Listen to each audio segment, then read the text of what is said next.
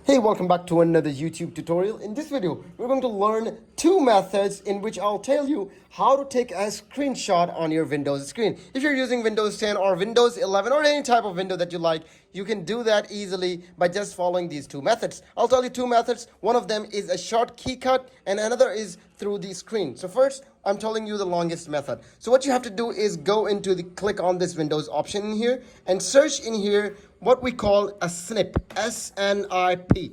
If you search snip, you can see an option called snipping tool. So what you have to do, hit enter and you will get this snipping tool. So on snipping tool, what you have to do is go into and click on new. As you click on new, the screen will appear like this. And if you want to take a picture of the whole screen, you can do that. Or if you want to take a picture of a part of the screen, you can do that. Just drag that part and click it, and when you drag it down, release it. It will take a screenshot automatically. That is an Ultra HD picture in front of you.